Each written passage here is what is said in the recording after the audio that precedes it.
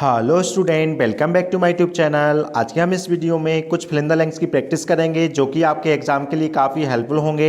चलिए बगैर time waste की वीडियो को स्टार्ट कर। First fill in the blanks में लिखा है he is suffering fill in the blanks high fever, और फिल करने क्या मिला है, ऑफ, एट और फ्रॉम मिला है। तो सफरिंग के साथ हमेशा क्या चलता है, फ्रॉम चलता है ना। जैसे कि आपने एप्लीकेशन में पढ़ा होगा, I have been suffering from fever, तो आपको याद रहेगा सफरिंग के साथ क्या आता है, फ्रॉम का प्रयोग किया जाता है। Next fill in the blanks को देखते हैं। नेक्स्ट में लिखा है Ram likes fill in the blanks novels लिखा है, और हमको फिल करने मिला है वर्ब मिली है। ठीक है ना। आप यहां से ध्यान से देखें कि राम लाइक्स, राम क्या करता है, लाइक्स मतलब पसंद करता है, तो ये कौन सी वर्ब हो गई, फिनिट वर्ब हो गई है ना। तो अब जब फिनिट वर्ब दी है तो दूसरी जब वर्ब आती है फिल इन द ब्लैंक्स में या सेंटेंस में आएगी तो नॉन फिनिट वर्ब का प्रयोग किया जाता है ना। अब मैं आपको यहां पर शॉर्ट में बता रहा हूं कि नॉन फिनिट वर्ब कौन सी हो सकती है, या तो वर्ब की थर्ड फॉर्म हो सकती है, पास्ट पार्टिसिपल होता है, या टू जिसमें वर्ब के पहले क्या लगा हो, टू लगा हो, वह इन्फिनिटिव वर्ब कहलाती है, तो ये नॉन फिनिट वर्ब हो सकती है। या फिर आईएनजी वाली वर्ब होती है जिसको जीरेंड कहते हैं या प्रेजेंट पार्टिसिपल कहते हैं। तो आपको इन तीन ही वर्बों में से भरना है। कब भरना है, जब एक वर्ब दी है और फिल इन द ब्लैंक्स में दूसरी वर्ब भरने को कहते हैं तो आपको थर्ड फॉर्म या टू वाली फिर आईएनजी वाली भरना है। तो हम चेक कर लेते हैं नॉन फिनिट वर्ब कौन सी इसमें से। तो रीड यहाँ पर नॉन फिनिट वर्ब नहीं है, इसके पहले टू भी नहीं है, ना आईएनजी है या थर्ड फॉर्म भी नहीं है। और उसके बाद क्या लिखा है, रीडिंग, तो क्या आ जाएगा इसमें, रीडिंग आ जाएगा ना, क्योंकि आईएनजी वाली नॉन फिनिट वर्ब बन जाती है। ठीक है, समझ में आया होगा।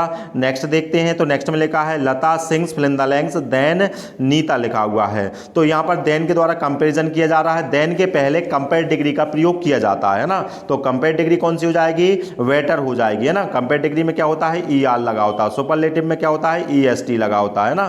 तो देन के पहले कौन सी डिग्री का यूज किया जाता है, कंपेरेटिव, जिसमें ई आर लगा हो। ठीक है, नेक्स्ट को समझ लेते हैं। नेक्स्ट में क्या लिखा हुआ है, B fill in the blanks two so लिखा हुआ है ना।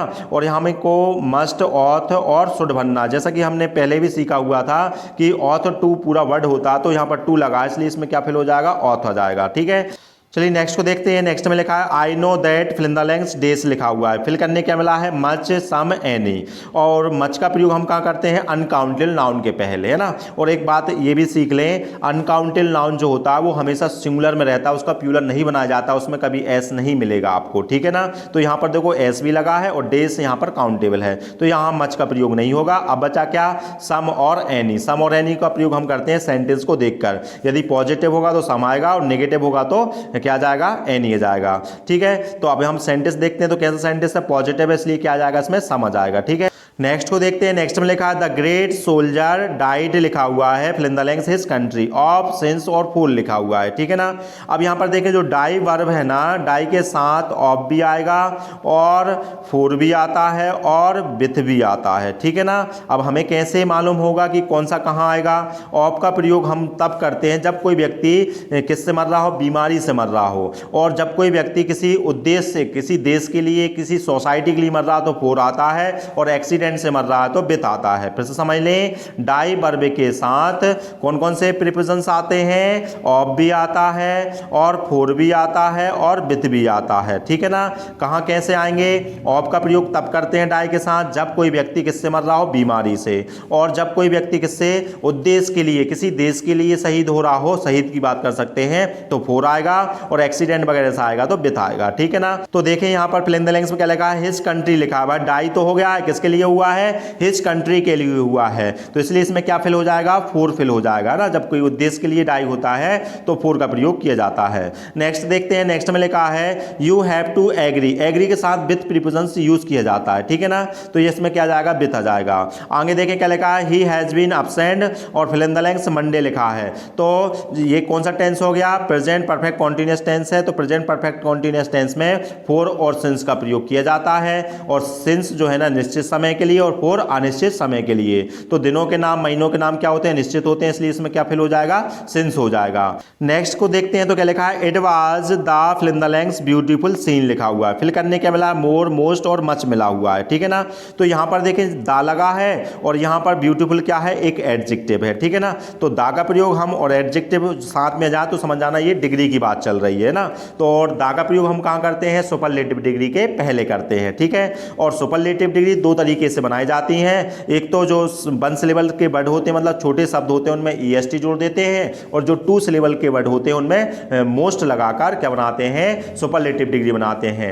2 सिलेबल का कहने का तात्पर्य जो बड़े होते हैं, जैसे डिफिकल्ट है, इंपॉर्टेंट है, ब्यूटीफुल है, ये जो 2 साउंड से निकलते हैं ना, उनको 2 सिलेबल के वर्ड कहा जाता है। तो ब्यूटीफुल क्या है, ब्यूटीफुल है, तो ये 2 सिलेबल का वर्ड है, इसलिए इसकी सुपरलेटिव डिग्री EST लग के नहीं बनेगी, क्या बनेगी, मोस्ट लग के बनेगी। तो इसमें दा लगा है, इसलिए तो हम क्या लिख देंगे, इसमें मोस्ट लिख देंगे, सुपरलेटिव डिग्री का प्रयोग इसमें किया जाएगा। नेक्स्ट को समझ लेते हैं। तो नेक्स्ट में लिखा है हिज फ्रेंड डाइड हो गया है। Fill in the blanks, cholera, cholera मतलब क्या होता है, हैजा होता है, एक बीमारी है। तो बीमारी के लिए काय का प्रयोग करते हैं, ऑफ का प्रयोग करते हैं, और उद्देश्य के लिए काय का प्रयोग करते हैं, फ्रॉम का प्रयोग करते हैं। तो यहां पर क्या है, मरने का कारण क्या लिखा है, बीमारी, तो इसलिए इसमें क्या जाएगा, ऑफ का प्रयोग किया जाएगा, इसमें ऑफ फिल हो जाएगा।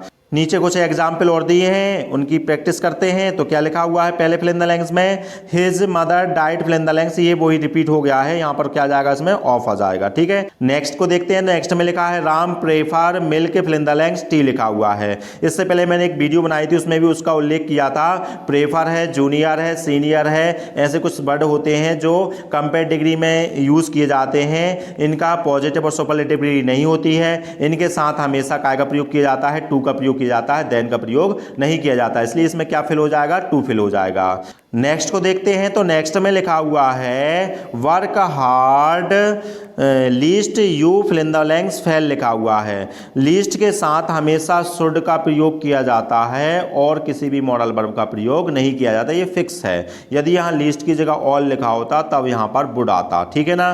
तो आपको ये ध्यान रखना है, लीस्ट के साथ काय का प्रयोग किया जाता है, शुड का प्रयोग किया, इसलिए इसमें शुड फिल किया जाएगा। नेक्स्ट को देखते हैं, क्या लिखा है, each boy of team fill in the blanks well in the last match लिखा हुआ है। हमको क्या बनना है, वर्ब बनना है, तो क्या लिखा है, प्ले, प्लेड और प्लेइंग बनना है, ठीक है ना।